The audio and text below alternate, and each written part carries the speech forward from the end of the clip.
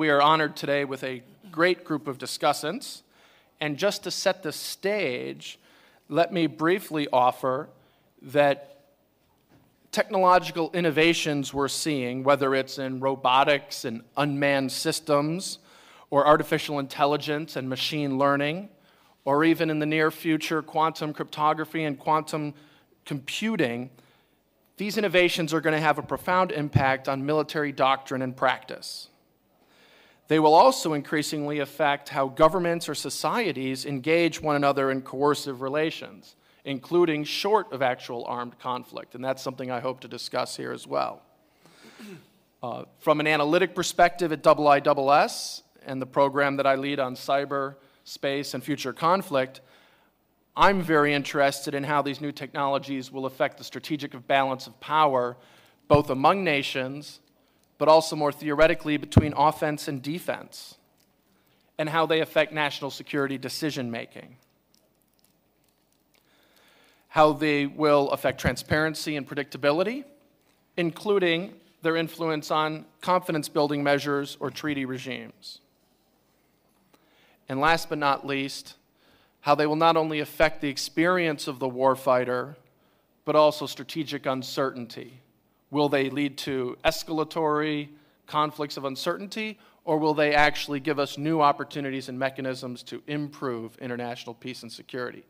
So a wide range of both practical and theoretical topics we can address.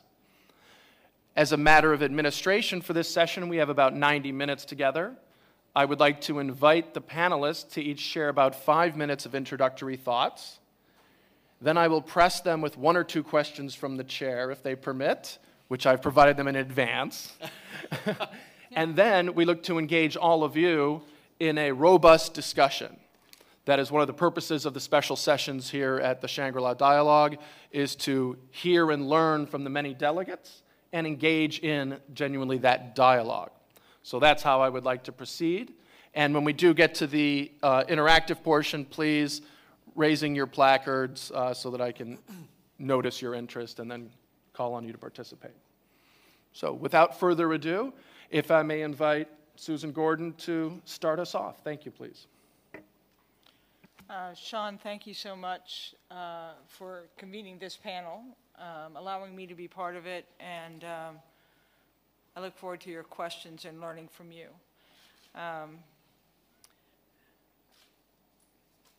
This is a fascinating world where not only is it fraught and complex and dynamic, but I believe there are forces acting at work that are causing it to be different than the world we've ever seen before, and I'll mention 2. One is increasingly ubiquitous technology. It's a world where every technology is available to everyone, and the person who can put it to clever use faster is the one that will have advantage. And as a career intelligence officer, advantage has really been my whole career. And so that is a particular area of interest. The second is we are in what I'll call a perfectly digitally connected world. And I think we are still learning what the impact of that will be on geopolitics, on economics, on culture. But those 2 trends, ubiquitous technology, perfect digital connectedness, is creating a situation that has great potential for both good and mischief. And it is also creating a world of massive data abundance that is both good in that the answers to everything are available. And yet we can't find most of them because we're so overwhelmed. And our manual processes of dealing with individual pieces of information sequentially are leaving us unable to understand the situation that we're in. And so I'm going to talk about artificial intelligence. where I think that technology is, what its potential is for helping us navigate this world, and the challenges that I believe we will, as a collective, will have to address in order to make sure that it falls on the good side and ensure that we can protect ourselves from the bad piece. Why artificial intelligence? Not just because it's the catchy phrase of the day, but because we as a collective, and certainly in the military national security domain, have a need to know more, be smarter, and act quicker, because that's the way this world is turning. And we know that, in fact, as good as humans are at decision making, we are being overwhelmed with data such that we are using less and less of what is available to make more and more complex decisions. So whether it is for business process use, how do we get the overhead of just running our organizations to be more effectively done, or whether it's having the ability to see more information, to have more clarity, to recognize patterns, to know more truth, or whether it is being able to move at some machine speeds to get inside the OODA loop of our adversaries. All those reasons, I think, impel us to use the spectrum of machine learning, automation, and artificial intelligence in order to help us accomplish the jobs we have. I will get at the end to say that there is nothing about this that replaces humans. If you think you're going to see a world where humans are out of the loop, I think you're not thinking either about where this technology actually is or what it is going to be good for. But it must be incorporated into what we do if we are going to be effective at our jobs in this world in which we find ourselves. In the U.S. intelligence community, we really, if we look at where we are right now in terms of using this technology, we have not organized our data such that it can be used by these machines. We haven't thought about the standards that they must have in order for us to be able to do shared things together. We just don't have that formation, and we aren't looking at data in terms of how machines want to use data. We look at data in terms of how humans want to use data. And so that's going to be a first step that we all have to do, particularly those of us who need to act as a coalition, whether that's within the United States, whether that's amongst our partners, or whether it's just in sharing information. We're going to have to think about how the data are organized. And we're far away from that, because again, we just haven't committed to a world where it is prepared. The second thing, we have to be much more aggressive, I believe, about using what is commercially available already. There is really good work going on in the private sector in what I'll call single mode artificial intelligence. There is really good work going on in business systems, really good work in computer visualization where you're able to identify images, really good work going on in voice recognition. And I think we're going to have to, in order to be ready to operate in this new world, start incorporating those technologies that are already ready into our businesses much faster than we want to, just to be ready to use the more advanced that come.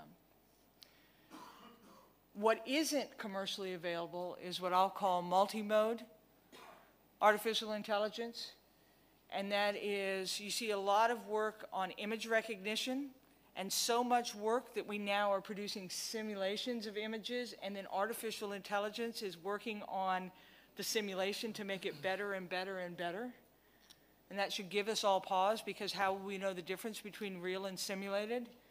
But one of the ways you'll know the difference between real and simulated is that image could not occur at that time or at that place. And right now, there is not work going on in order to look at multimode artificial intelligence. So most of our work in the national security sector, in the intelligence sectors, will require that multimode work, and it is not where the private sector is working right now.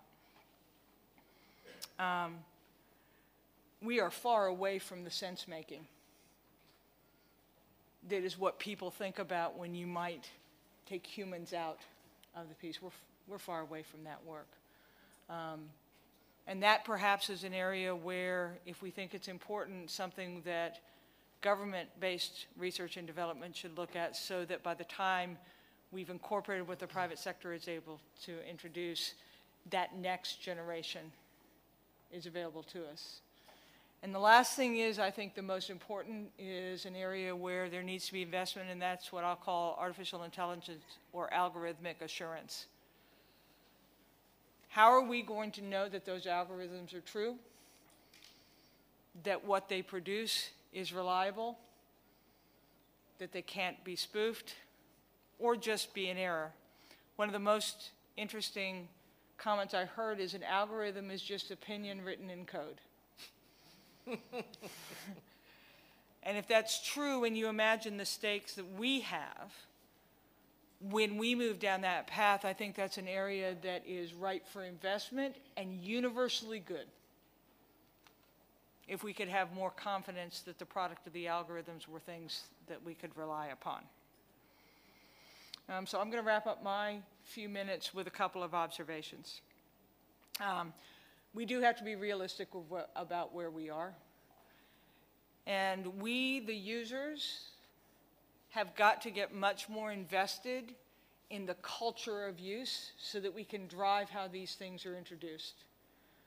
If we have not as a collective learned what happens when what technology can do is the only thing that governs its use, think social media,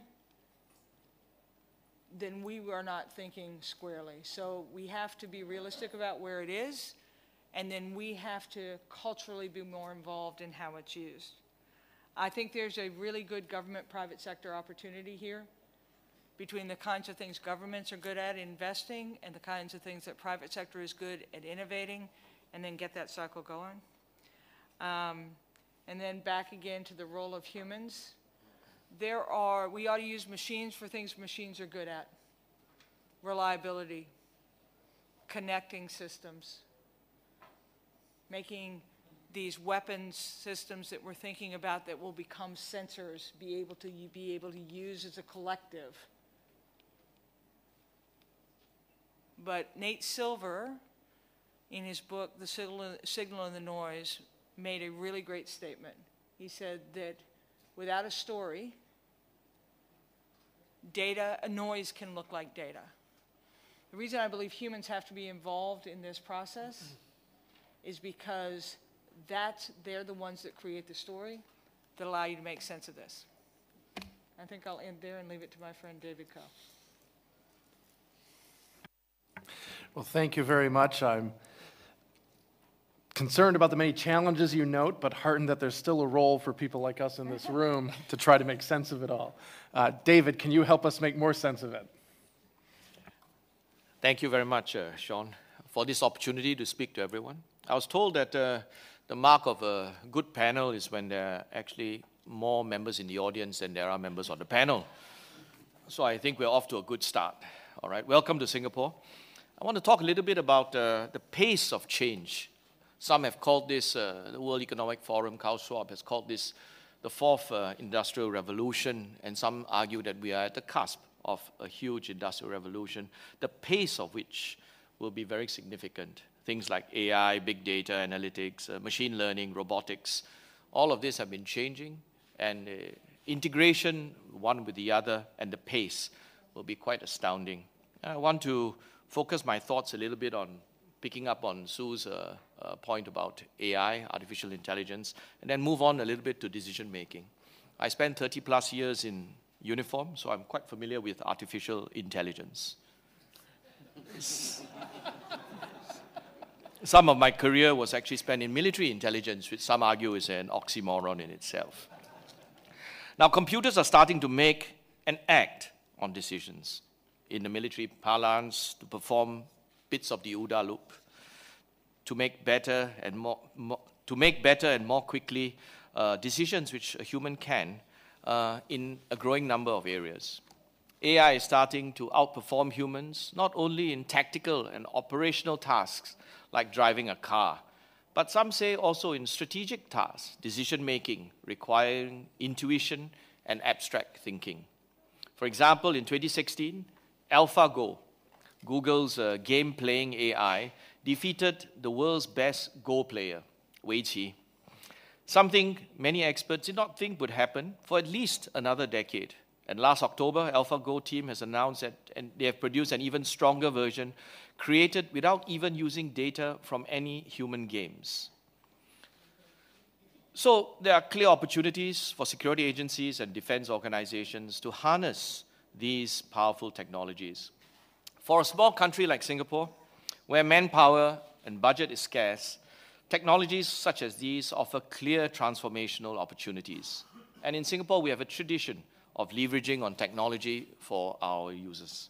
For example, in maritime security, we are already using computing algorithms to detect anomalous behavior in commercial shipping vessels that could signal a terrorist threat. And we are also moving towards smart air bases with drones that will survey runways and respond to intruding drones. Decision support systems that use network sensors and data analytics with AI will help the commanders orchestrate complex airbase operations. Data analytics and AI will also be key to our cybersecurity efforts, for instance, in flagging out anomalous network patterns that might signal a zero-day attack. So what are the implications for the military establishment? Well, these technological innovations are largely driven, as what Sue said, by the commercial sector. So I see at this level 3 implications. Firstly, we need to revamp our procurement processes. These were designed to deliver conventional platforms which have a lifespan of 30, 50 years, rather than the rapidly evolving Fourth Industrial Revolution type capabilities. Second, we need to better leverage partnerships with industry and academia, where much of the cutting-edge work is done. And third, we need to equip our people with the right attitudes and skill sets to take advantage of these rapid technological change. For instance, the Singapore Armed Forces has launched a data college to educate our people to make better decisions informed by data analytics. But there are wider security implications and risks as well. And these broader implications of the technologies for the future of geopolitical and military conflicts, which are difficult to predict. However, they are likely to be far-reaching and fundamental. So let me briefly suggest 3 at this level. First, these technologies will widen the cast of actors and stakeholders in the security landscape. For example, technology companies will become real players and actors with real capabilities and intelligence. And the ease of access of these technologies will also increase the likelihood of malicious non-state actors, which will amplify the damage that they can cause. Second, cyber is likely to grow in importance as a domain of conflict. These Fourth Industrial Revolution technologies are only as effective as the algorithms that they use and the data they possess. And these can be corrupted or manipulated through cyber means, often covertly and with unpredictable consequences. As technologies like AI become more complex and autonomous, it will become harder to secure these complex systems. And third, we may start to outsource more aspects of decision-making to AI. For sure, we will depend more on AI to facilitate decision-making with this huge mass of data. This dynamic will introduce an increased risk of miscalculation and potentially unintended conflict. Even if there remains a man in the loop or a man on the loop, he will face vastly accelerated decision-making cycles, increasing the risk of error. The development of international norms which govern the use of these autonomous systems should catch up with the development of these systems themselves. There are also implications to policymakers. First, within our respective countries, we need to better understand these technological developments to determine, for instance, the level of human control that will be needed to be appropriate for defense technology. At the same time, we must find ways to reduce the risks of destabilization and miscalculation that could result from the adoption of these technologies. As a start, senior leaders need to enlarge our common understanding of the wider security and strategic implications of these technologies and what they could possibly have, so that we can build trust on how they are employed within our militaries. And last, we need to start the conversations about these issues through a forum such as this. Technologists need to learn to speak in English so that policymakers can understand. Too often I find that the interaction between policymakers and technologists are just like ships going and passing each other in the night. The technologists can't communicate to the policymakers, and to some extent the policymakers don't quite understand the technologists. I think both have to play a part to try to come together. One of the roles I try to play in our government is I try to be bilingual. I speak a bit of technology and I speak some English as well. All right. So I think this is a key aspect of the conversations that we need to have. Thank you. Thank you very much for placing these innovations in their practical context and highlighting some of the policy considerations we'll need to address. I would next like to invite Sir Gordon to continue our conversation, please. Thank you very much. It's a pleasure to be here. It's a great topic, and it's one that's very high on the agenda in the UK. I have to tell you that if you hear a sort of funny background noise as I speak, it is the sound of suppressed giggles from those who know me, and I hear out of mild interest that a man who's been brought up on the Royal Marine maxim of "I'm not very clever, but I can lift heavy weights" is now talking about technology and artificial intelligence. But I'll struggle on. Because you don't actually have to be that clever to recognize that threats are changing at a pace and technology is changing at a pace that I think means that we need to rethink the use of the military instrument. And I would highlight two areas which are most pressing and require change.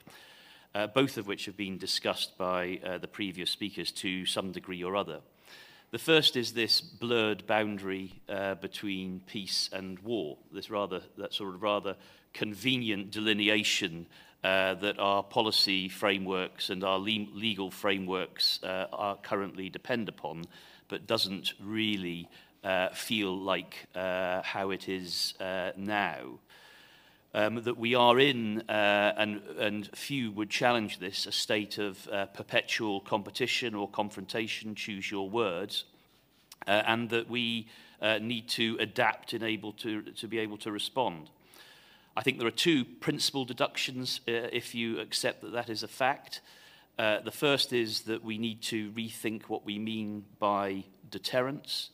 The idea of the deterrent, as we used to call it in the UK, of a nuclear-armed submarine essentially there to deter against the descent from peace into war, is only one strand of what we are now calling modern deterrence strategy.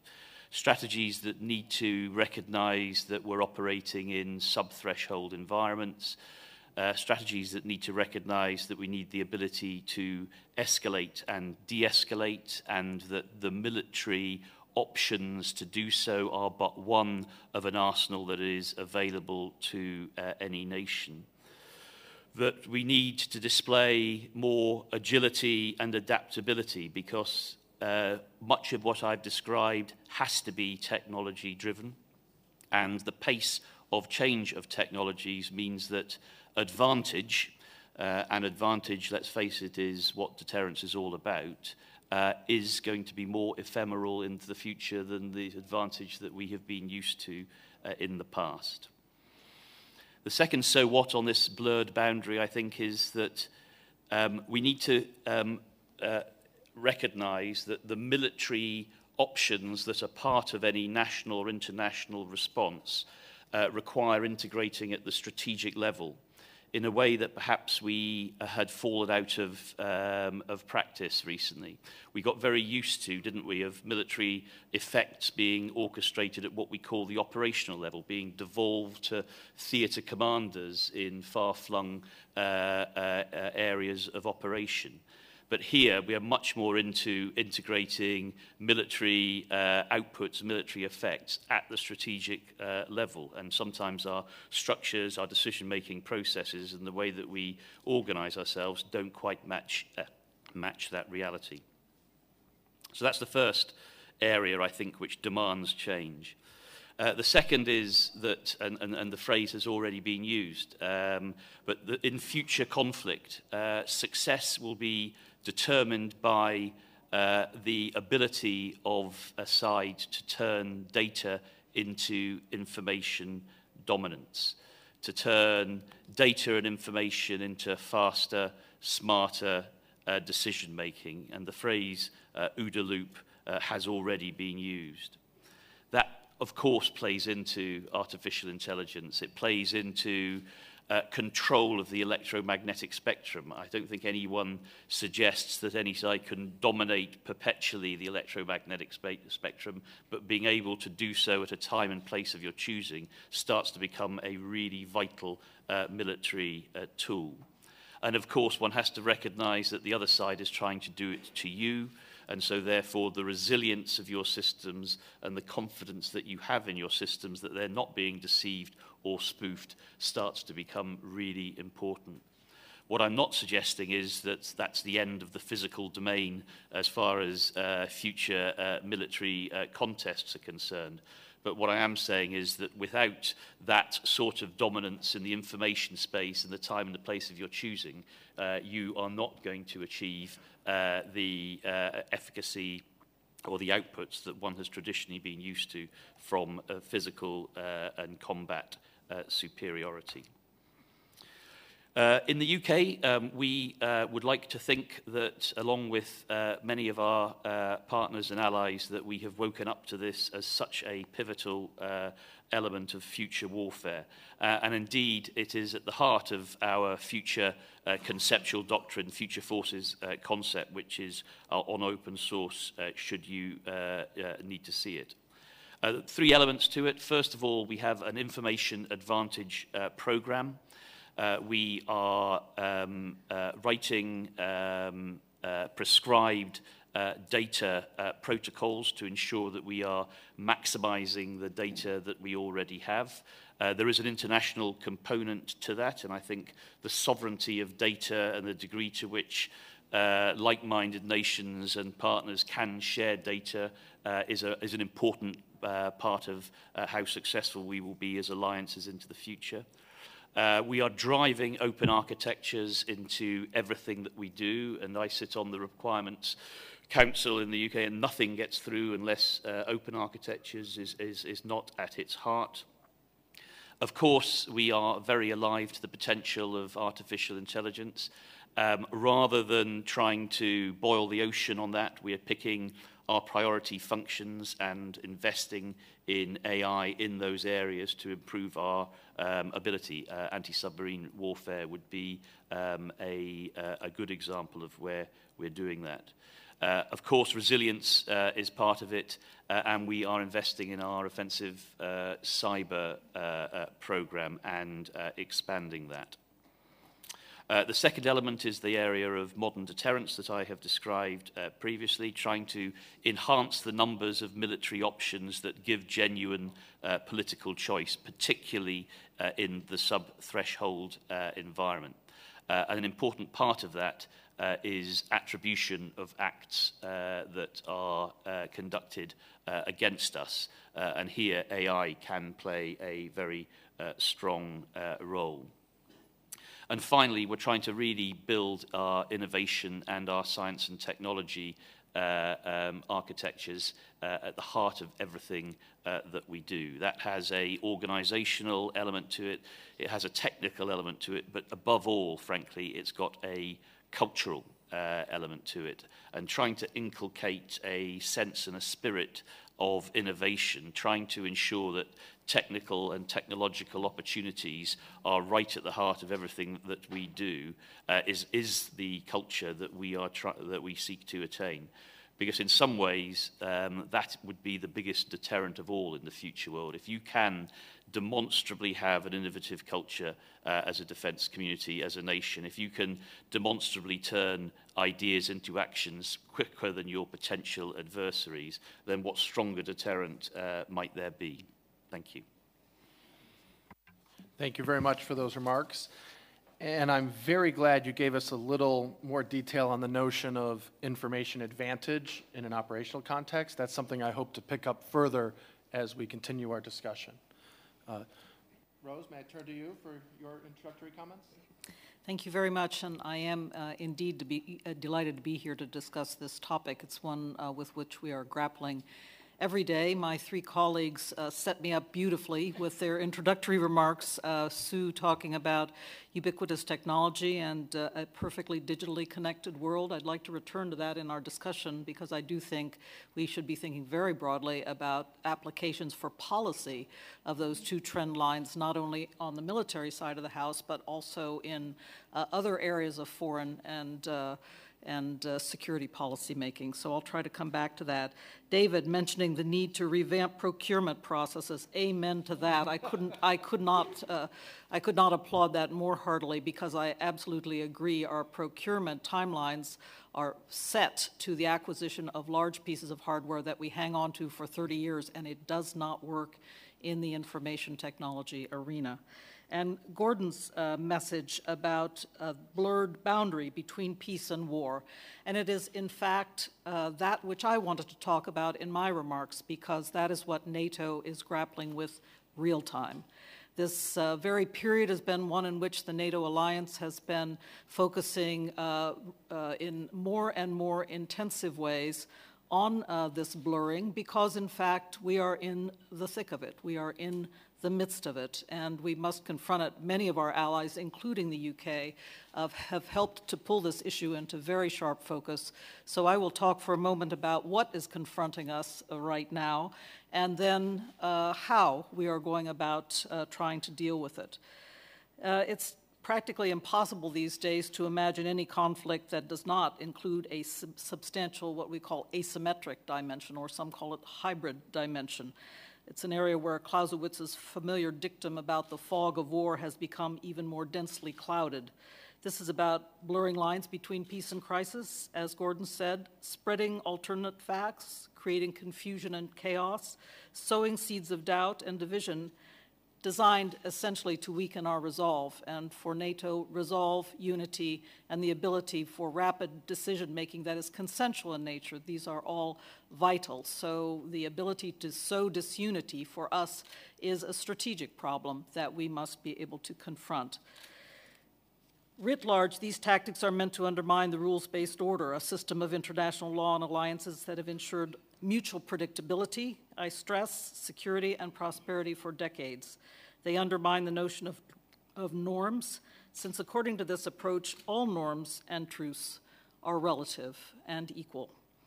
Asymmetric techniques are not new. We like to say they are as old as the Trojan horse, but I'm sure the historians among you could come up with some examples that are even older than the Trojan horse. But new technologies have given them a tremendous boost.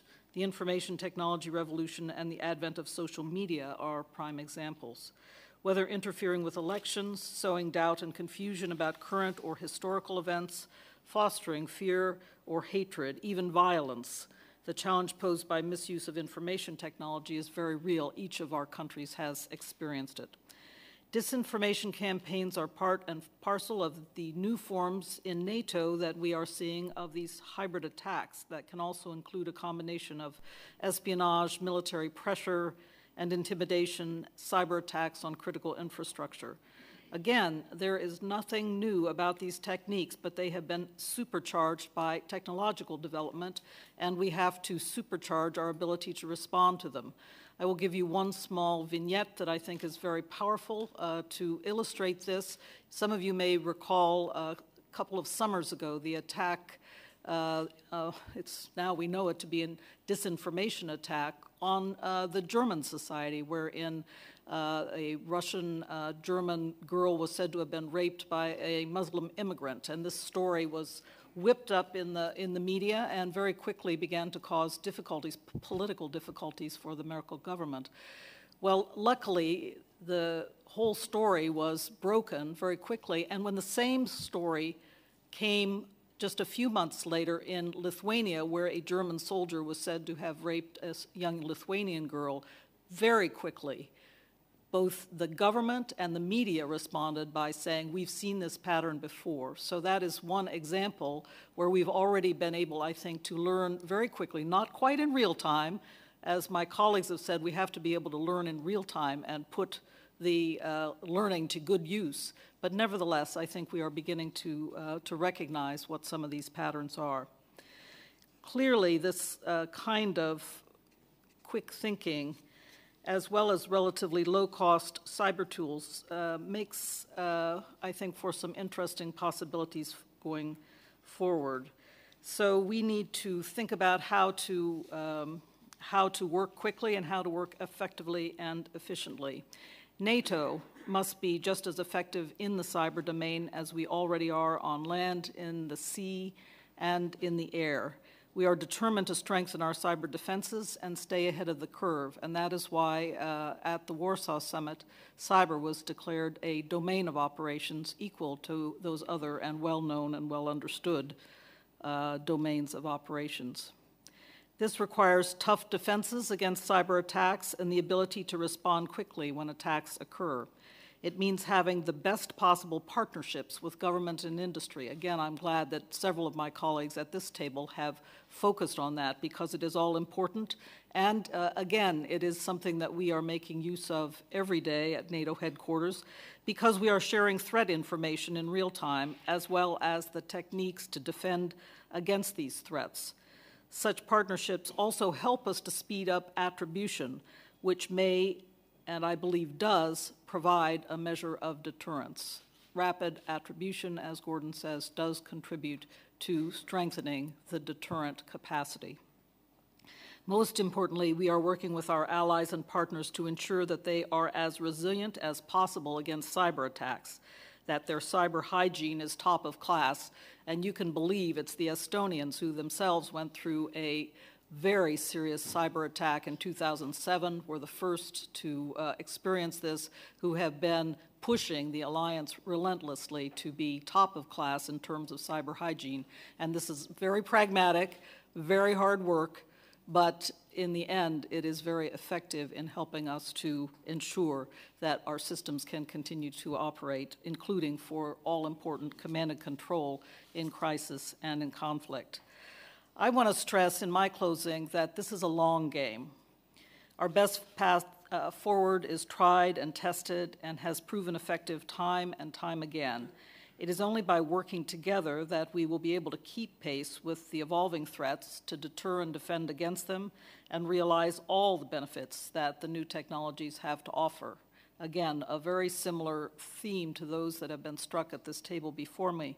But I want to stress, and it's something that for NATO is not always easy, but we must be able to be agile and flexible and ready to respond at the speed of relevance. This is a message we have heard time and time again in the last years, and we're beginning to get the hang of it, but we must get the hang of it or we are going to be overwhelmed by what new technology will bring. Thank you. Thank you very much. Those comments did a great job of tying together several of the themes that we've heard from each of the panelists, so greatly appreciated. I want to be certain to leave half of our time together to the group discussion, so I'm going to limit the chair's prerogative to one single question. And in IISS's flagship publication, The Military Balance, this year, we assessed that the most significant implication of artificial intelligence in the future of conflict may be when it is used to manipulate the human decision makers, and possibly where it would take advantage of the inherent conservatism of a nation state to not want to escalate into kinetic warfare. So the question I offer to the panelists, whoever may choose to share their thoughts, is, do we fear that this technology could be used to give the first mover, the aggressor, an advantage as one moved from in that transition from peaceful coercion to an actual kinetic conflict? Would there actually be a destabilizing role where it encouraged one to make that transition before your adversary in order to take advantage, that information advantage? So I offer that to the panel collectively, if anyone would care to share any thoughts, and then I look forward to going to the audience for your thoughts and questions. Perhaps I'll wade in unwisely on this, but I've been reflecting on Secretary of Defense Mattis's comments this morning about the utility of ambiguity in serving the deterrence purpose, and so I think I'll leave my answer at that.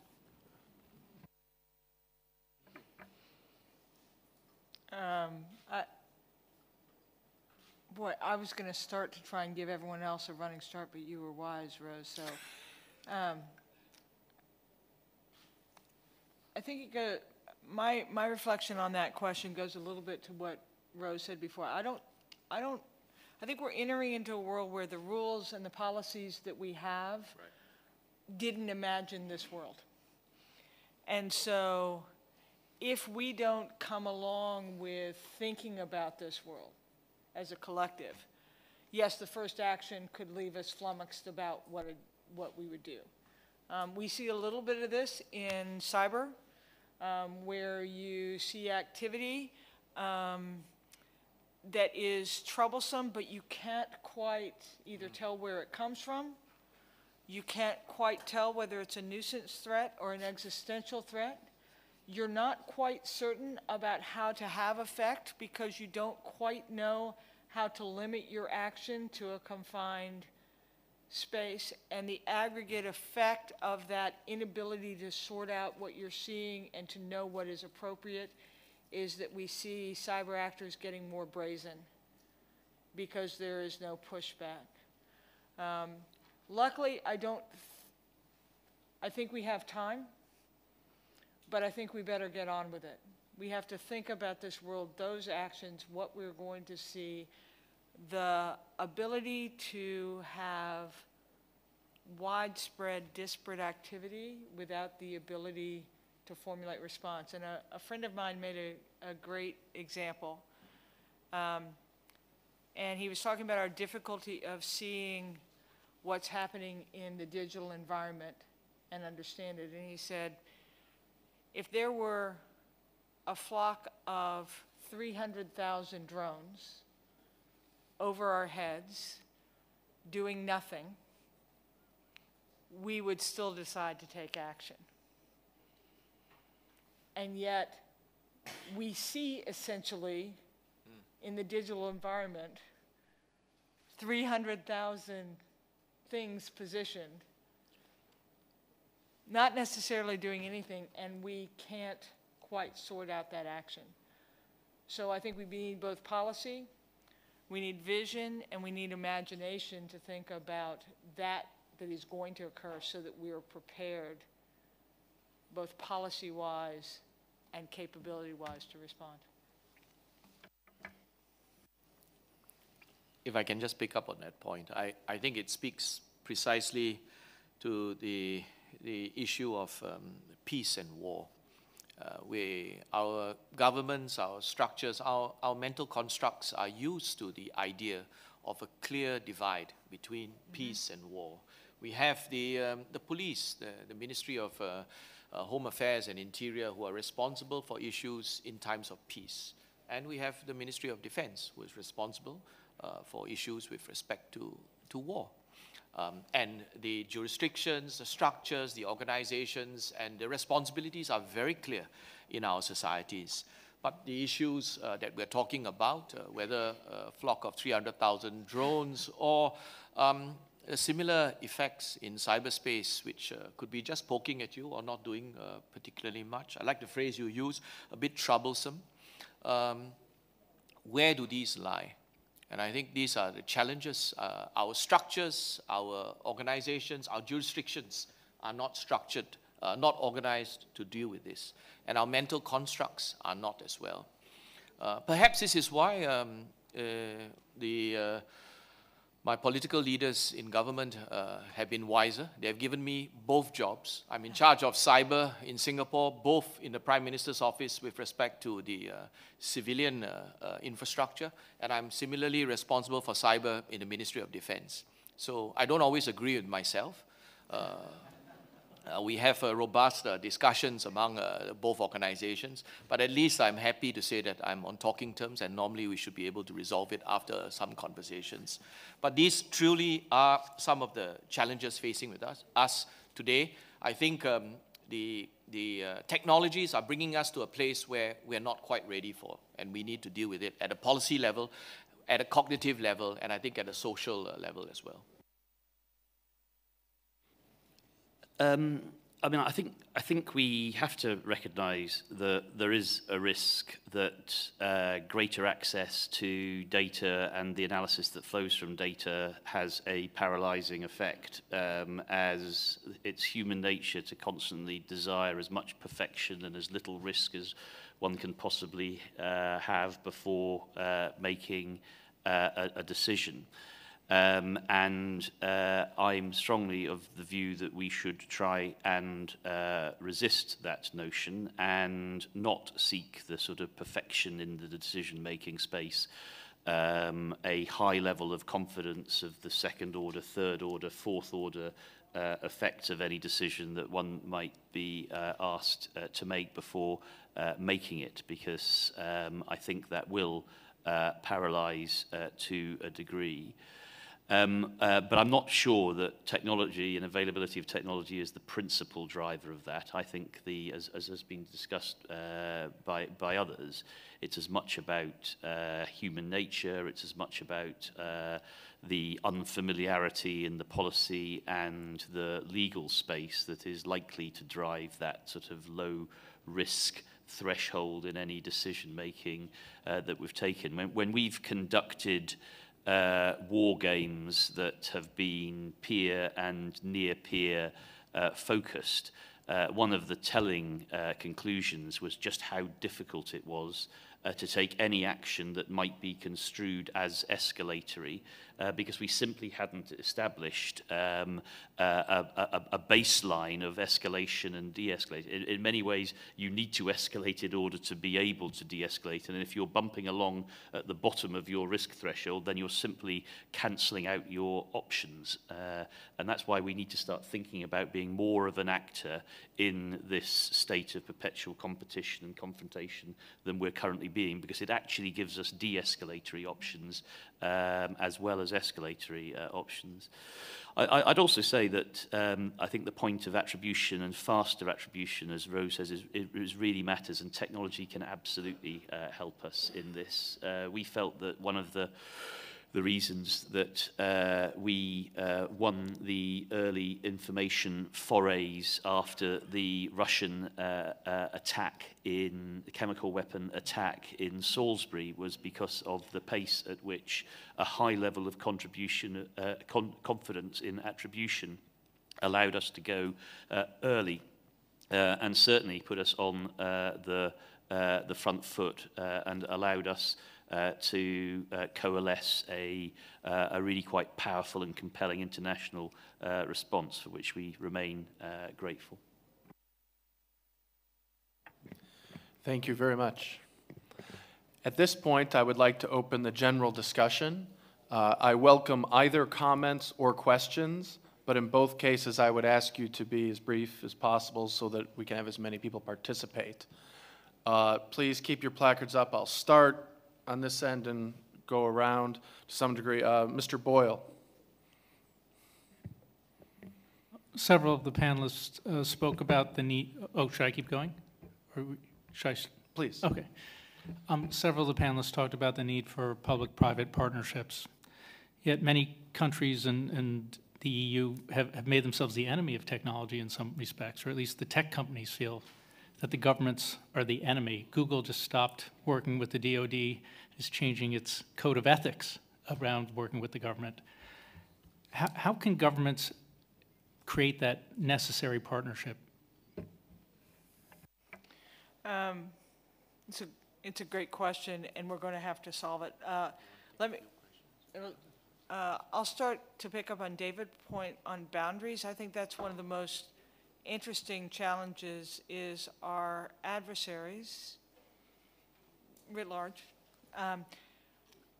with the digital environment can cross boundaries that we purposely constructed. Not only do they cross boundaries that are just organizational, they are crossing boundaries that we actually believed in. And the public-private is a really good example where we wanted the government not to be overly involved in the private sector so that the private sector can flourish and bloom so that people's privacy can be protected. And now we're in this mode of the private sector is part of the whole national security apparatus, and we care about its sanctity. So one is just how do you do it? I think some of the revelations about influence and how technology, even those companies, are being used for ill purpose, counter purpose, are giving us a new opening to come back and talk to them again. But I think we're going to have to do it with a mind to a shared value proposition rather than a co-opting of the private sector to the government's needs or the government providing just what the private sector needs. Is what is our shared space?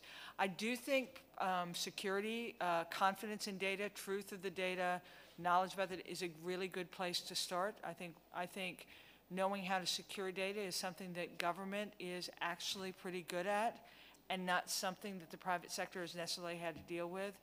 That is not in and of itself something that's trying to change what the companies do. So I think you have to find areas where you have a shared value proposition, and I might start with security of the data because so much of it now is outside of government control, but it's misuse of that data that can affect national security. I think it's a really interesting area. I think it raises a number of questions. The first it raises is how does one maintain one's values and ethics in this sub-threshold perpetual state of confrontation to sufficiently convince the private sector that you need to partner with, that this is a worthy venture that isn't compromising the values and ethics that they and we hold dear. And I think there is an interesting area of exploration there. The second is that the idea that we can retain in the public sector all the skills that we need in our workforce to deliver what needs to be delivered, forget. This has to be a partnership, and it has to be a partnership that's recognised to mutual benefit, because at the high end, indeed, at the sort of at the industrial end, like sort of design authorities and things like that, we need access to workforce with skills that are in short supply. And the third area I would just touch on, where I think the private sector has got a really important role to play, which is something which is in safer territory, is that in the military we get very used to exercising, practicing, before we deploy. In fact, it's what we do. We exercise far more than, and train far more than we actually employ. Well, that's a difficult balance to strike in the sort of world that we've just described. And our conclusions are that it is very difficult to practice, train, and exercise options in the real world, and the creation of a simulated operating environment is we believe, the only way where you can really get after trying things out, practicing them and getting them wrong in order to ensure that when called upon to deliver them, you're going to get them right. And that's an area where the private sector can and are really playing strongly into. Sean? Please. I wanted to pick up on the notion of shared value proposition or mutual interest, because we are finding in the cybersecurity realm that the NATO industry partnerships are precisely that.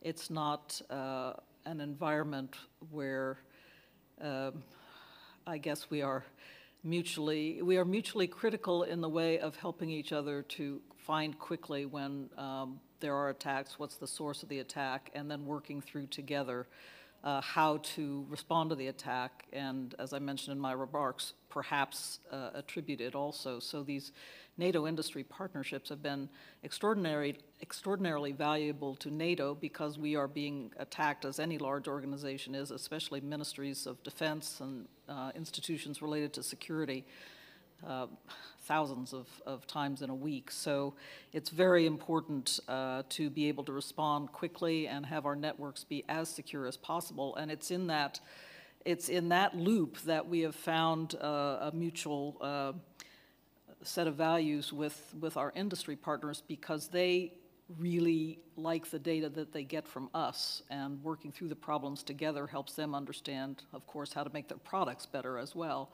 So I am not without hope in this area, although I do, based on NATO's experience, although I do recognize that it is a very difficult period for the relationship between governments and the industry. We have the new data law that's just come into force in the EU, and that has been, I'm right in the heart of Brussels these days, so I've been experiencing it real time as well, as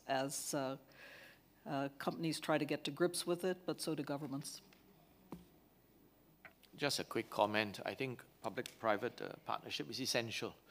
I speak from a narrow perspective, if I may, on cyber. My background is from the military, so we are not used to partnering with private sector. But in the area of cyber, it's essential. Cyber is an area where a lot of the infrastructure lies with the private sector. Capabilities lie with the private sector. Intelligence lies with the private sector. If governments, and in many cases, more capability, more intelligence than governments themselves. So if governments can't find a way to work with the private sector in the area of cybersecurity, I think we will hand the advantage over to the adversaries. I think it's imperative for us to do this. There were a couple other placards here. I'm going to take 2 or 3 questions at a time. You two gentlemen, maybe. So you spoke of the blurring of the lines between war and peace, the need to respond quickly. How do you do that in a world where corporate interests are also being viewed as proxies for national governments? In today's world, the government of Iran can get Russian hackers based in Moldova to attack a US financial institution in France. There are jurisdictional issues. What specific steps are being taken to allow that to be addressed effectively? Thank you. Let me take this notion forward, and thank you for all these brilliant presentations. I'm happy to note that several references have been made to the issue of norms. And in that context, we also know that the United Nations efforts have not made much progress. So in this backdrop, my question is, if there's, and let's keep it simple by referring to a cyber attack anywhere, can it lead to invoking self-defense according to the UN Charter? I know it's complicated. I know that it needs more debate. What happens meanwhile if it actually happens? How do you grapple with that? And if I may, a third from the gentleman with his placard up.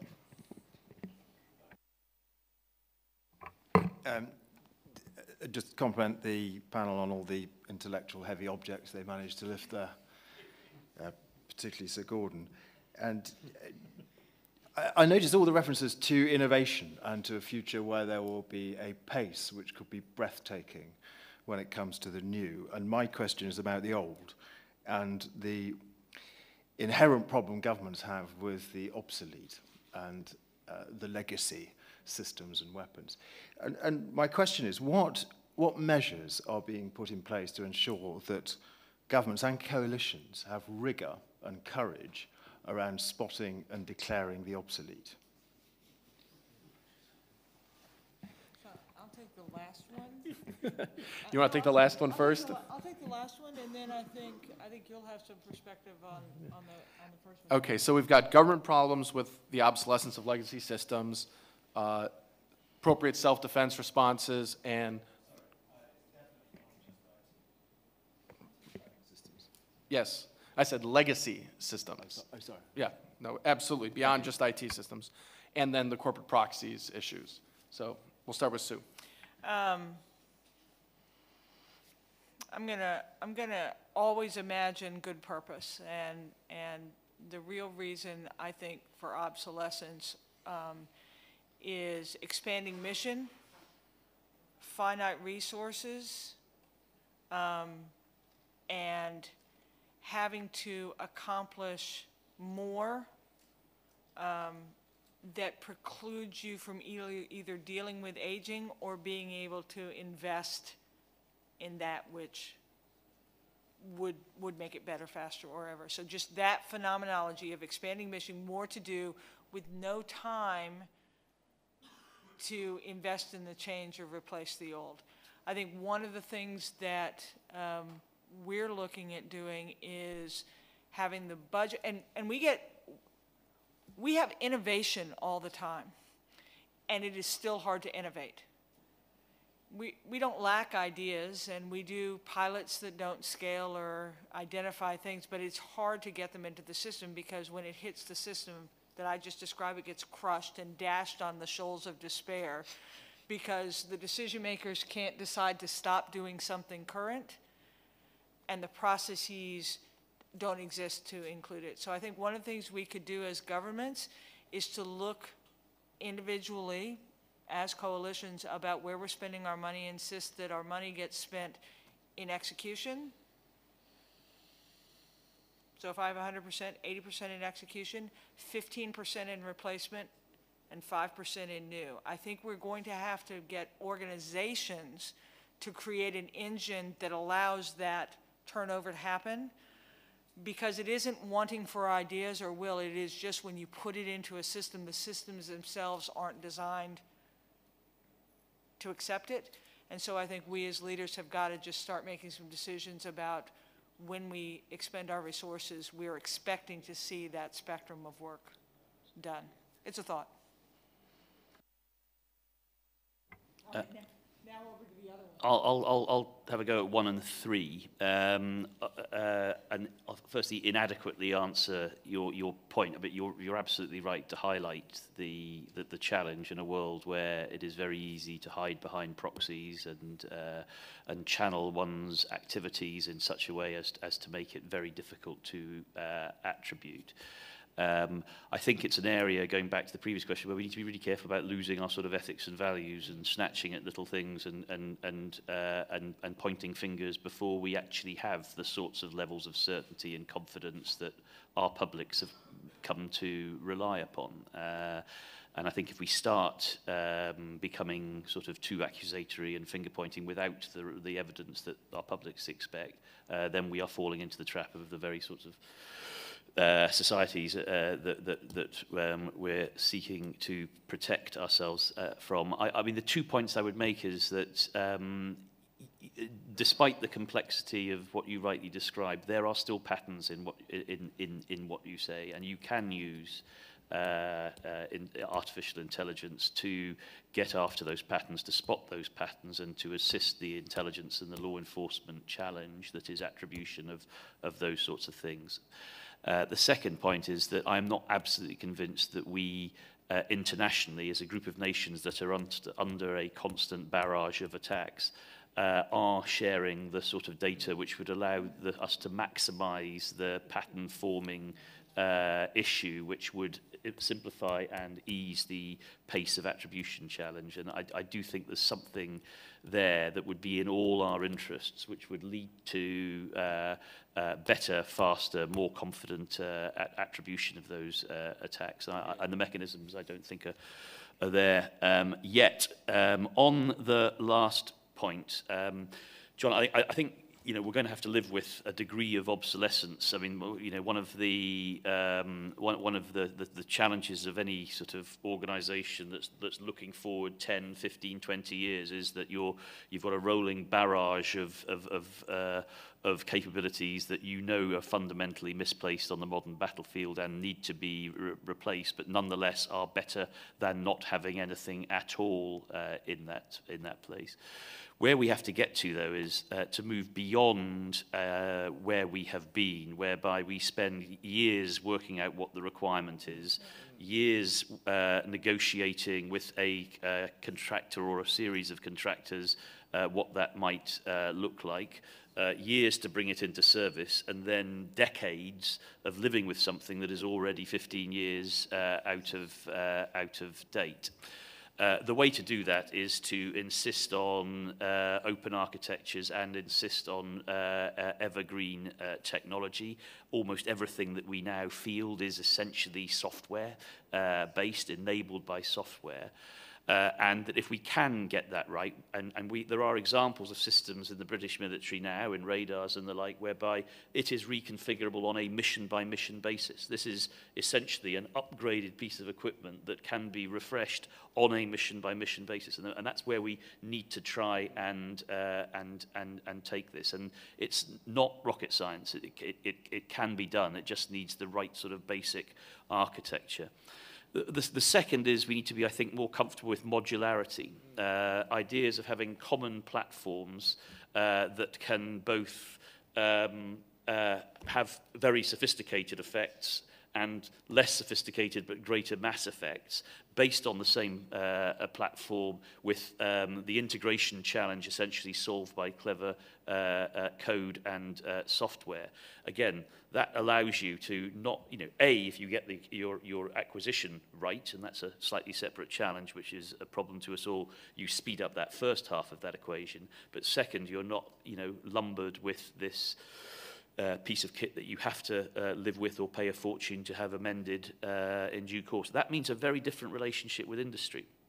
It means that what industry is not going to get is, bankrolled for decades. What it's going to get is a contract that delivers the basic foundational architecture, but absolutely opens up that renewable piece to competition, to the and to the various functions that you might want to build upon it.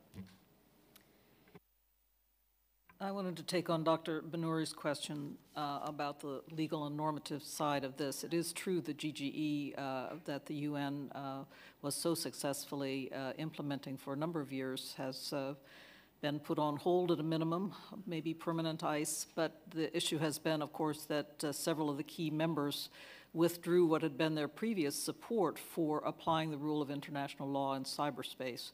And so that is a difficulty we are grappling with as we try to move forward in this normative realm, and that is different, very large and very powerful actors feel differently about how norms should be applied. I think the question is how, I think, not whether, because everyone seems to feel that there is some requirement for normative principles, normative standards to be put to work here. I would say a couple of other things. One, this is not a realm where traditional arms control makes any sense. There has been talk out there about cyber arms control treaties and that type of thing. Many of you know me as an old arms controller, but arms control deals of the past have controlled mostly technology, sometimes some behavior in the confidence building and transparency realm, but mostly hardware, and it does not work in cyberspace. So let's forget about cyber arms control treaties and focus on what we can do to build up some very simple steps to begin with. For example, codes of conduct, but I don't give up on more compelling notions of verification and monitoring of cyber behavior, and thinking about how we might be able to control some aspects of it in the future. Again, making great use of artificial intelligence and access to large data. I do want to say that this is an area of public-private partnership already. A number of the big data firms trying, I think, to raise their profile in a more positive way are thinking about how to grapple with some of these questions. And so there is already, I think, a powerful discourse going on. And I wanted to refer you to a mechanism that has come out that, if you're interested in these topics, may help you to consider some of these legal policy aspects, and that is the so-called Tallinn 2.0 manual. There are actually two of them, Tallinn 1.0 and Tallinn 2.0, out of the Center of Excellence under the NATO aegis that has been established in Tallinn. And this lays out many of these legal issues, not answering every question, but it is an excellent resource to reflect on these issues, and there is a very, I would say, significant legal and policy community now grappling with these questions. But the Tallinn manuals are a good place to start. And the last thing I'll say, I wanted to make this point, I signaled it earlier, that I think we're thinking in the doom and gloom realm about how difficult these issues are to grapple with, but I have long thought that there are positive and proactive uses we should be considering for the aspect that Sue brought up early on, that is the ubiquity of these sensors. Ubiquitous sensing on widely dispersed mobile platforms can help us in a positive way, I think, to better monitor and verify arms control non-proliferation treaties and agreements in the future, and we ought to be looking seriously about how to do that in a responsible, effective, and reliable way. Thank you. Let me pick up a little bit on questions number 1 and 2. I have a slightly different take on the UNGGE process. From Singapore's perspective, we are an open and highly connected society.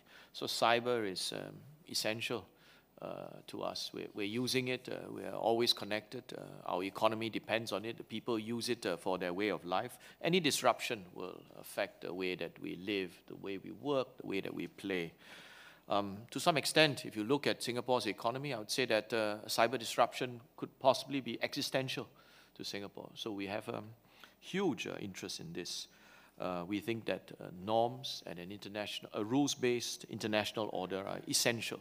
From a small state's perspective, a rules-based order is essential. What's the alternative? The law of the jungle? So we look at activities like the UNGGE process as an excellent platform. The UN is a platform where all states, large and small, have a place and a voice. While the last round of the GGE discussions did not reach a consensus, I want to draw your attention that 3 of the precursor GGE discussions did reach consensus, and in particular the 2015 UNGGE report came out with 11 norms of responsible state behavior, which Singapore has never been part of the GGE process, but when we looked at the 11 norms, they made sense, and we have adopted them. This year's Singapore is chair of ASEAN, and at the Leaders Summit, the leaders of ASEAN got together and issued for the first time a leader statement on cybersecurity, charging the ministers in charge to work out operational and practical norms of behavior which could be implemented within ASEAN, taking reference from the 2015 UNGGE consensus. 2 of them, which pertain to the question of blurred lines and proxy actors, I think are applicable. One is that states don't attack critical infrastructure. And second is that states are responsible for cyber attacks that emanate from that state. So if you look at it from the example that you've given, that a bank has been attacked, a US bank in some European country has been attacked from another country, then it's critical infrastructure, then we deal with it from the perspective of talking to that country where the attack is emanating from. That country is then responsible to deal with the attacks coming out, whether they are the source of the attack or it's routed through their infrastructure. So this is an example, I think, of the world coming together, albeit not in the most elegant manner, perhaps not in the speed of light, but I think we're moving in that direction. So I think from a half-full perspective, there is progress. Thank you. I'd like to take another round, starting with the lady at the far end and then coming to these 2 gentlemen. Yes, please. Hi, I'm Dr. Hunt. Thank you so much to the panel for their insight and wit. Alternative facts were mentioned as a threat to sow the seeds of division and weaken resolve. Alternative facts were mentioned and endorsed by Presidential Advisor Kellyanne Conway in an interview on January 22nd, 2017. So how do allies best combat alternative facts as a strategic threat? given that Trump and his advisors are some of the most prolific promulgators of them.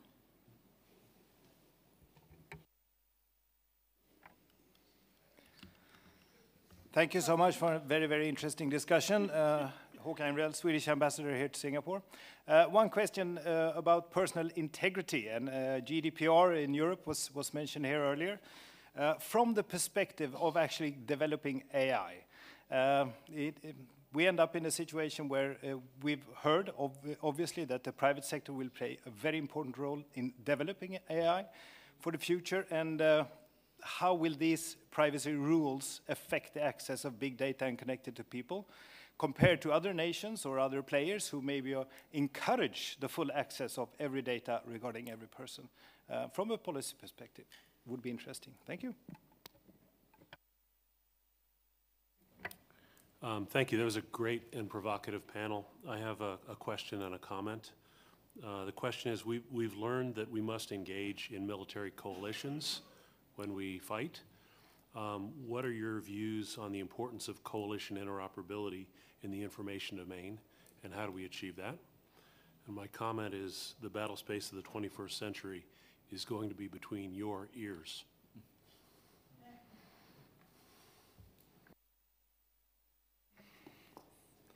Who wants to take the Trump question? So I think one of the most, the notion of trying to shape opinion is as old as humans. I think one of the most interesting things that happened when we chose to expose Russian influence, and what was interesting about this is the notion of the intelligence community producing an unclassified report that exposed it. I think what the most interesting thing that's happened is we're seeing that open societies, when presented with information, that they are being duped, whatever that is. Whether you're seeing what Facebook is doing or what you see in terms of election meddling, are really quite effective when confronted with the knowledge that they're being had, are very effective of overcoming it. Now, I could have gone down the technological path. I think that AI technologies are going to be able to be used increasingly to be able to find the truth, just in terms of the origin of data, the timing of the data and such. But I'm really heartened by the fact that in an open society, awareness of what's happening to you does inure you to that. So I think this is just a great example in an interesting way of openness actually is far better for overcoming nefarious manipulation than anything that's closed. This is one where open societies have a great advantage. Nice dodge though, right?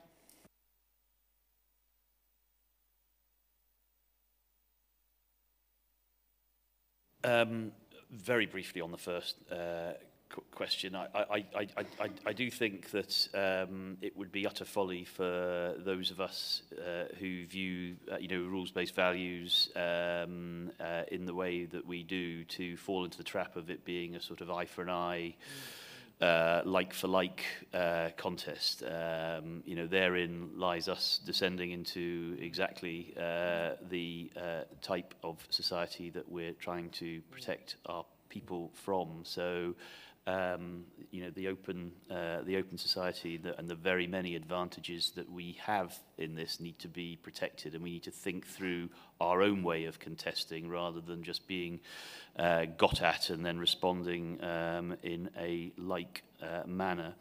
I think the coalition, the international dimension. This is it's a really interesting question, and I'm sure Rose can talk a little bit about NATO, which for us will always be the organisation to which we will turn and subordinate ourselves to, because that's for the good of us eventually. But we also have to recognise that there are going to be sovereign issues that are overlain. Either certain nations are going to be in possession of technologies that they're not going to want to share, for good reason, by the way, because if they did share it, they would lose the advantage, and so would the side that they're on. I think there are other sovereignty issues associated with data and protection and different legal frameworks and the like, which would create a sort of natural inclination to protect and not share. And I'm no expert in this field, but firstly, I do feel that we need to lean in and take a degree of risk over the data that we're prepared to share amongst trusted partners once we're assured that that data can be protected in a way that we are comfortable with. And secondly, and here I'm really not an expert, but there are ways of utilizing data whilst it remaining encrypted. So you don't have to lose the sovereignty of your data for that data to be of value to a broader organization. There are ways of doing that now that can be developed, and I think we should. So let's not get all sort of starry-eyed and think that this is, you know, a sort of seamless, utterly open game where we're all showing and telling everything, because that's just not the way it's going to be. And if it did, then it wouldn't be as effective as it would be if we were playing to our strengths. But also, let's not be overly protectionist to the detriment of the collective good. I want to pick up a little bit on the privacy and security issues, as well as information as a strategic threat. Singapore is a multi-racial, multicultural, multi-religious society, and we have enjoyed 50 plus years of peace and harmony. A lot of this is not due to chance. It's through active intervention by the government to ensure that there is racial and religious harmony. I give you some specific examples. A lot of the housing in Singapore is public housing. It's built by the Housing Development Board. About 80% of the population live in these government subsidized apartments. When the government sells the apartments, we make it a conscious point that there is racial and religious diversification, so that when the children play in the playgrounds, they interact with people of a different race, a different religion, and they get used to it. From the housing, go to the schools. Schools also ensure, because they come from the same housing precincts, then the schools are also integrated, and we ensure that there is mixing, and people are comfortable with one another. And then we still have conscription in the armed forces, and then we ensure that the units are similarly mixed. These are active efforts put in by the government to ensure that there is shared space, common identity in this country. We can see for ourselves, because there are test cases where these don't happen. Private housing is not controlled by the government, and we see that natural forces gravitate people of a certain racial or religious group in different enclaves. There's no deliberate move. There's no religious leader who says, we need to live in this area. But people make micro decisions. People move to where the food is more familiar. People move to where they grew up, and then you end up with a situation like this. So we see that what needs to be done in the physical space also needs to be done in the virtual information space. The rules that we have to protect racial and religious harmony in the physical space also extend in the Singapore context into the information and the cyberspace. It's a balance between privacy and security, and it's one which I think different countries have to make for themselves, based on their cultural, political backdrop, their historical context, and the nature of the societies which they're living in. My country has decided we are a democracy, we have regular elections, and the people accept that these are the rules that we want to maintain in our country. We recently passed a Cybersecurity Act in our parliament, and the act enables my organization to investigate when there are cyber attacks, and for obligations placed on the critical infrastructure to report when these incidents take place. I would say that 3 years ago, if we had tried to push forward this act when the organization was first formed, public sentiment would not have been so supportive there would have been concerns about privacy, whether there was government overreach.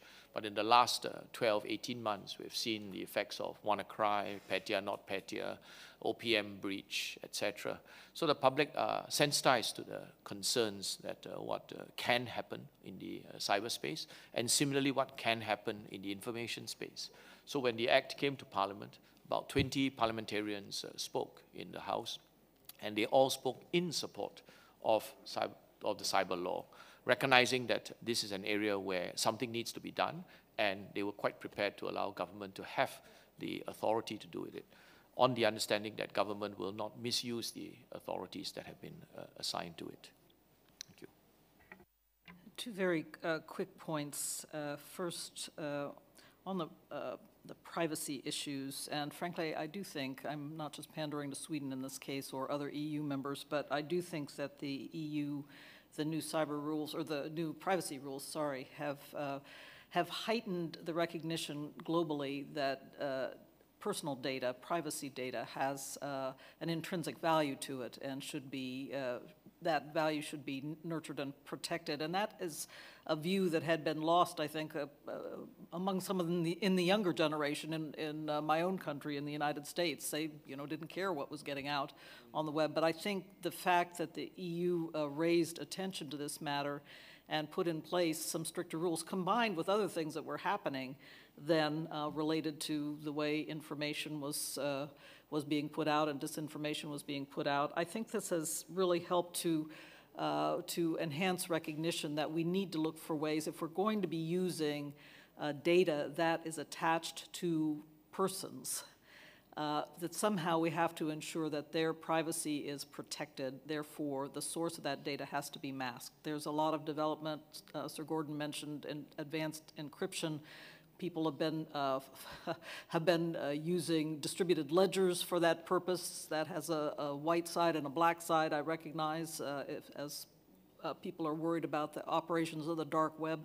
But nevertheless, I do think that there's real progress in this area, and frankly, I give the EU full credit for really shining a light on this in a way that has gained attention globally. Finally, on interoperability in infospace, I've been talking a lot today about what we're seeing on the ground in NATO, and I wanted to tell yet another story from our battle groups in the East. I've been visiting each of them, and what I have found is a lot of it is, well, we have an American expression, seat of the pants, and you may, seat of the trousers, sorry.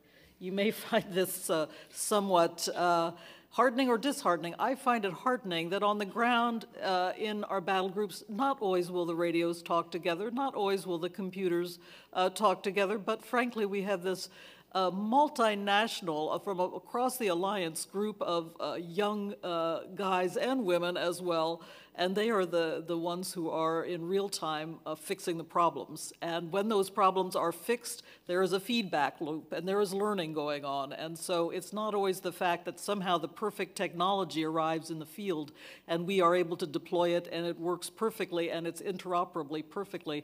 Sometimes we have to depend on our young talent to make it work for us, but that is happening and I can attest to it. Thank you. I'd like to take two final comments from the floor because we're coming up on time. Was there a question from the back row, from the lady in the back row, please? And if you don't have a microphone, please come forward. Oh, one is coming to you.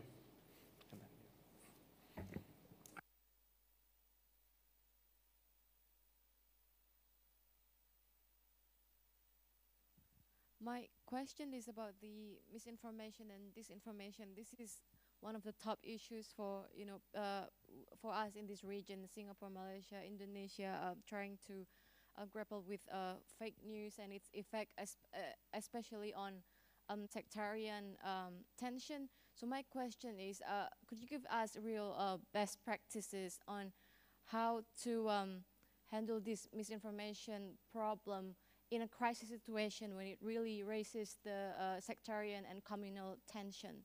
Thank you. Thank you very much indeed. My name's John Miles. Despite the same uniform as Sir Gordon, I actually work on the other side of town to Rose in the European Union, where I look at countering hybrid threats. So I was really going to just offer you maybe a challenge on the panel. and that is very much as guests in this Asia region. I'm very struck at the Shangri-La, the quality of the people who you have participating here. And in Estonia last year, we had something called Cybrid 17, which was the minister's nightmare, because we put a group of ministers in the room without a brief, and then we set them a series of challenges. They hated it. Yeah, the debrief was they really want to do it again. But I wondered whether or not, in this sort of forum, whether there wasn't maybe an appetite to set a challenge, given that you have industry, you have government, all melded together in a useful forum. And then separately, as a sort of backstop question, probably to David, is this. In all the things that we've put together, be it a cell for fusion of information, not intelligence, whether it is a centre of excellence, is there anything you think that ASEAN could do together as a grouping to take this forward, work forward, given the real requirement, if we're going to protect our citizens, we need to do it together, we can't do it on our own? Thank you. All right, thank you. From the IISS perspective, I will certainly take back your recommendation for a potential challenge activity discussion. Perhaps that's something we could do on the margins or on the day proceeding in the future, but duly noted. And with that, I'd like to invite the panelists to make your final comments and respond to the two questions as you see appropriate. So in any order, feel free. Okay. Sorry. I just wanted to say that I don't think it's a good idea. John's challenge. I've heard about the bold move that was done in Estonia. I just want to say that we're in Asia, and the Asian way is that we don't give our we don't unleash our ministers without a brief. we'll have to work this one out. Okay. Right. We'll talk afterwards. Okay. But on John's other point, yes, I think the answer is that I think there's great scope for ASEAN to look into this. Singapore has hosted the ASEAN, the Ministerial Conference on Cybersecurity 2 years in a row. We were having it the third time in September of this year. And we've tried very much to start and move the conversation on cybersecurity within ASEAN. It's focused very much, firstly, on cybersecurity because ASEAN is 650 million people, where we view ICT technologies as a great opportunity for economic growth, education, uplift of people out of poverty. But unless we can get cybersecurity right, then this is just 650 more million people who will be exposed to threats, online, cyber threats, malicious activity, fake information. So I think this is something which we think, and part of the program that we are trying to do in ASEAN together with our dialogue partners is a capacity building program. We recognize that the developmental stage in ASEAN is very varied, so a lot of the things that can and should be done include capacity building, awareness, and this we are doing with our partners. Actually, in closing, I want to just add one point about technology. My perspective is that technology, there are great opportunities, but there are also great risks with opportunities. A question really for us is, do we understand the technology? I think to pick up on Rose's point, if the service is free, then the chances are that we are that service. So it speaks to whether we understand fully the implications on our personal privacy, etc. So from a policymaker's perspective, we need to understand the technology so that we know how to guide the development and the application of that technology in our respective societies. And these have a cultural, social aspect to it. So my perspective is that the technology offers great potential, but we need to manage the risks in order for us to reap the full benefits of that technology. Thank you. To try and answer your question, and I think it is the question that we all now are going to be grappling with.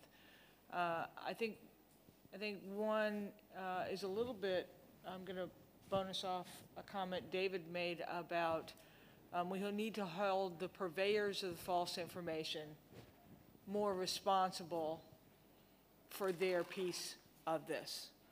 That's what the congressional hearing of Mark Zuckerberg was about, I don't think he thought for a second about his responsibility, and now it was incredibly apparent to him. So I think number one is the responsibility of the purveyors.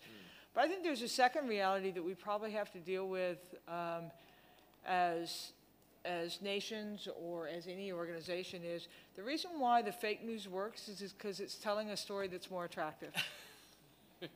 Right? More attractive to a disenfranchised set of the population. I'm not sure that it's remarkably different from the effectiveness of the recruiting of extremists in terms of doing it. So I think there's probably a little bit of work that we need to do in terms of the effectiveness or the usefulness of our message about what is true and to account for the whole of the population that's attractive. I guess my closing point builds off the notion of we need to stop being sheep, as though this technological change is happening and we are powerless to do something about it. Across the board, there's responsibility. My dad always said, not everything can you do, should you do. And I think that's something that we need to embrace. And the second thing is, I think those of us with responsibility need to start thinking about what we want to do with it and put all the trappings around it that will allow it to be used. Right? Having a capability that you can't put into use is not a capability. It goes to the talent that we need to have. In 2018 beyond, we need to be much more capable technologists across the board. Even if that's not what you're going to build, it certainly is what you're going to use, and you can't seem as though that's something that someone else is going to take care of. So I think that this notion of kind of taking a little bit more by the horns, not being flummoxed by it, seeing that it is in fact the answer to almost, or a portion of the answer to what we want, and then take the responsibility for effective use, is probably something that we need to grapple with. I'll finish by just trying to answer both questions very quickly. I mean, I do recognize the misinformation, disinformation, and you asked about examples of best practice. I would commend you to look at some nations in Eastern Europe. Specifically, I would pull out Finland and Lithuania as two countries who actually conduct stratcoms in a way that stratcoms really means it. It's about portraying and expressing and inculcating the reliability of the state amongst the population. It's about defining the credibility of the state and the trustworthiness that the population have in the state. And it's a campaign. They run campaigns around that in a way that really takes the strategic out of Stratcom and does what it says on the tin. So they have public engagements. They have teams that go out there and expose examples of fake news. They have proper campaigns designed to, as I say, undermine fake news and bolster the credibility and the reliability of the state. My nation, many nations, we're so far away from that because we don't feel the proximity of the threat in the way that they do. But I can tell you it's an effective, although not by any means perfect, tool. I won't comment on ASEAN. What I can say, and I think, David, you touched on it in your opening remarks, is this need to develop better awareness of options in this contested information space amongst political decision makers. Because at the moment there is a community that understands the bounds of possibility and the technologies associated with it, and there are, as a community that is the decision-making body that will decide for that technology or effect to be deployed, and they are not necessarily in the same group. So some sort of tabletops or war gaming, which actually bridges those that have the technical know-how as to what is the art of the possible, and those that will be making decisions based on ambiguous legal and policy areas and a degree of risk, is something that I think this area is crying out for us, both internationally and, in my case, nationally. Shall we let our host nation have the last word here, David? I'll go ahead and pick up on a couple points that Sir Gordon made, because I wanted to draw your attention to another center of excellence under the aegis of NATO, and that's the one in Riga, Latvia. Latvia is another good example of what Gordon was talking about a moment ago. They have actually done some remarkable work, and I've been impressed. They've actually come up with a notion of preemption of disinformation and propaganda that I think is somewhat interesting. In the way they laid it out, it's simple, it's hard to do, I recognize, and particularly when you're dealing with very negative, difficult, and socially inflammatory information that's getting out, but their basic point is you need to get ahead of the story. So, early identification of a story that is emerging, rapid deployment of the truth, your facts, then keeping ahead of how the story develops, which is difficult in an era of bot-generated propaganda, I recognize it, but keeping ahead of it. And throughout, and this is an important point which I think is very interesting, is throughout a certain lightness of touch and even humor. Again, very difficult when you're talking about minorities and so forth, but some of the time I think we just get too wrapped around the axle in dealing with some of these Russian misinformation stories. We just need to say, come on, this is ridiculous, forget about it, and just treat it with a light touch and maybe a little bit of humor. And I think Sue made a similar point in her remarks, but I do think we need to be more effective in how we portray publicly our response to some of these misinformation attempts as well. And finally, I do agree that there is a certain difference, David, and you can comment on this further, in culture between Asia and Europe, but there was a fine example of, I thought, of where we were able to get ministers and even heads of state and government around the table to talk about difficult issues, and that was during the nuclear security summits of the last 10 years or so ago, where we did scenario-based discussions on difficult nuclear security and proliferation issues. And if they are handled right in a way that gets the ministers and gets the leaders talking, it can lead, I think, to a better understanding of what some of the policy challenges are in these difficult areas. Thank you. All right, well, thank you very much. To all the delegates, thank you for your attention and your incisive questions and comments. Please join me in thanking our panelists and enjoy the rest of the dialogue.